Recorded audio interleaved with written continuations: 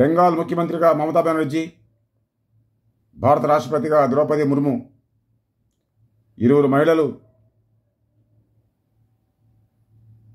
ప్రజల ప్రాణాలకు రక్షణ కల్పించాల్సిన కీలకమైన స్థానంలో ఉండి వారి బాధ్యతలు నిర్వర్తించడంలో నిర్లక్ష్యంగా వ్యవహరించి అభయాపై కుట్రపూరితంగా దారుణమైన రీతిలో అత్యాచారం హత్య జరిగి భయానకమైన ఘటన జరిగిన నేపథ్యంలో స్వతంత్ర దేశమని చెప్తున్న చోట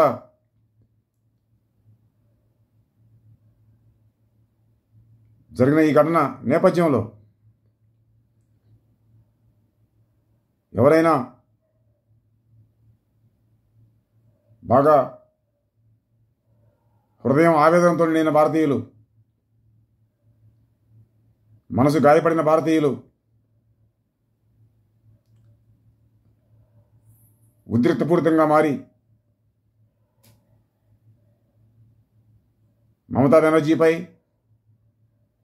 ద్రౌపది ముర్ముపై ఈరోజు కాకపోతే మరొక రోజు అభయాపై జరిగిన రీతిలోనే భయానకమైన స్థితిలో దారుణమైన రీతిలో అత్యాచారం హత్య జరిపే అవకాశం ఉంది. గాయపడ్డ హృదయాలు, భంగపడ్డ ఉద్వేగాలు ఊరికే ఉండవు. 1919 ఏప్రిల్ 13న జనరల్ డయర్ నేతృత్వంలో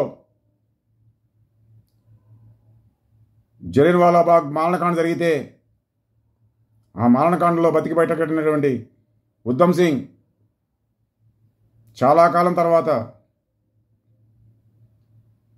13 మార్చ్ 1940న జనరల్ డయర్ను హత్య చేశాడు.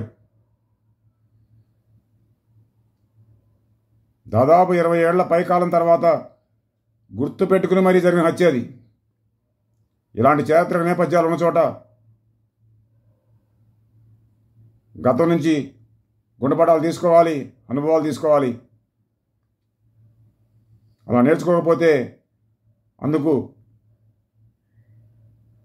ఎదురయ్యే ఫలితాలను కూడా అనుభవించాల్సి వస్తుంది. ఏదేమైనా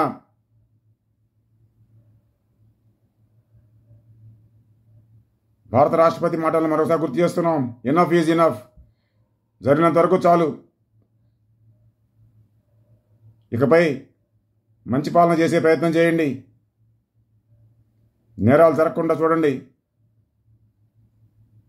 ఇప్పటికే జరిగిన దానికి సంబంధించి మమతా బెనర్జీపై, ద్రౌపది ముర్ముపై, మీ ఇద్దరిపై ఉద్ధమ్ సింగ్ తరహాలో ఎవరో ఒకరు ఏదో ఒక రోజు భయానకమైన రీతిలో అభయాకు జరిగిన రీతిలోనే అత్యాచారం, హత్యకు పాల్పడడం ద్వారా